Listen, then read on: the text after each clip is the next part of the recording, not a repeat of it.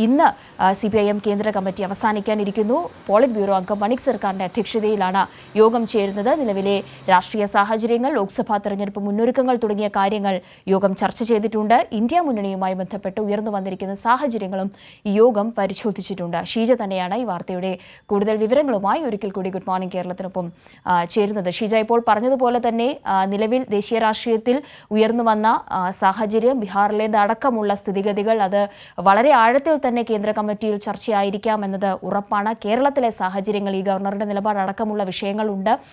ഇപ്പോൾ സർക്കാരിന്റെ നേതൃത്വത്തിൽ ഇപ്പോൾ സംഘടിപ്പിക്കാൻ പോകുന്ന പ്രതിഷേധമടക്കമുള്ള പരിപാടികളിലും ഒരു തീരുമാനം എടുത്തിട്ടുണ്ടാകും. ഇന്ന് നേതാക്കൾ യോഗം പൂർത്തിയാക്കി മാധ്യമങ്ങളെ കാണാനല്ലേ സാധ്യത?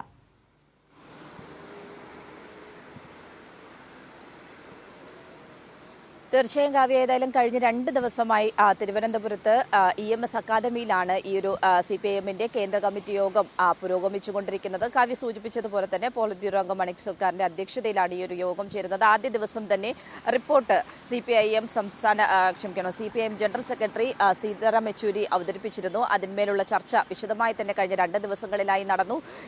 ദേശീയ രാഷ്ട്രീയത്തിലെ വിഷയങ്ങൾ സമഗ്രമായി തന്നെ ഇതിൽ ചർച്ചയായി എന്നുള്ളത് തന്നെയാണ് മനസ്സിലാക്കേണ്ടത്. പ്രത്യേകിച്ചും ലോക്സഭ തെരഞ്ഞെടുപ്പ് വരാനിരിക്കുന്ന ഒരു സാഹചര്യം, അതോടൊപ്പം തന്നെ കേന്ദ്ര സർക്കാരിനെതിരായിട്ടുള്ള സമരങ്ങൾ നിലവിൽ CPIM ഇതിനകം തന്നെ നിരവധി സമരങ്ങൾ ഏറ്റെടുത്ത് മുന്നോട്ട് പോകുന്ന ഒരു സാഹചര്യമാണ്. അതിന്റെ പുരോഗതി അടക്കമുള്ള കാര്യങ്ങൾ ഈ യോഗങ്ങളിൽ ചർച്ചയായിട്ടുണ്ട്. ഒപ്പം തന്നെ നിലവിൽ ഇപ്പോൾ കവ്യ സൂചിപ്പിച്ചതുപോലെ ഫെബ്രുവരി 8 ദില്ലിയിലെ ജന്തർ മന്ദറിൽ നടക്കുന്ന കേന്ദ്രത്തിനെതിരായിട്ടുള്ള സംസ്ഥാനത്തിന്റെ സമരം, ഇതടക്കമുള്ള വിഷയങ്ങൾ സമഗ്രമായി ചർച്ചയായി എന്നുള്ളതാണ് മനസ്സിലാക്കാൻ സാധിക്കുന്നത്. കഴിഞ്ഞ ദിവസം വൈകുന്നേരം അവൈലബിൾ പോളിറ്റ് ബ്യൂറോ യോഗവും ചേർന്നിരുന്നു. ഇന്നിപ്പോൾ പ്രധാനമായും ഈ ചർച്ചയ്ക്കുള്ള മറുപടി ഇന്നിപ്പോൾ സീതാറാം യെച്ചൂരി നൽകുന്നതായിരിക്കും യോഗത്തിൽ. അതിനുശേഷമായിരിക്കും യോഗത്തിന്റെ തീരുമാനങ്ങൾ എന്താണ് എന്നുള്ളത് അദ്ദേഹം മാധ്യമങ്ങളോട് വിശദീകരിക്കുക. ഉച്ചയ്ക്ക് 2:30-ക്കാണ് അദ്ദേഹത്തിന്റെ വാർത്താ സമ്മേളനം നിലവിൽ തീരുമാനിച്ചിരിക്കുന്നത്. അതുകൊണ്ട് തന്നെ ഈ തെരഞ്ഞെടുപ്പിനെ ഏത് രീതിയിലായിരിക്കും CPIM നേരിടാൻ പോകുന്നത് എന്നതടക്കമുള്ള വിഷയങ്ങൾ, അതിൽ എന്തൊക്കെ തരത്തിലുള്ള